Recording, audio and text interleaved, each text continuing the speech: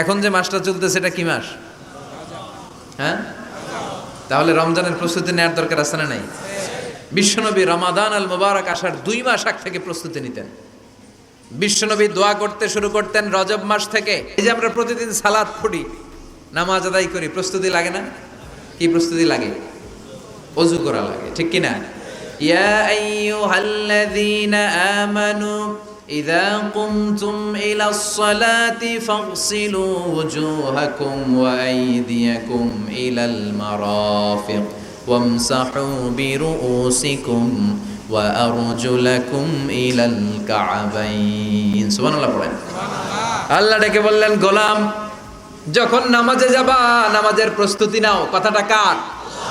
আগে চেহারা ধৌত করো, হাত দুইটা কনুই পর্যন্ত ধৌত করো, তারপরে মাথা মাসে করো, তারপর পা ধৌত করো, তারপরে সালাত কায়েম করতে যাও।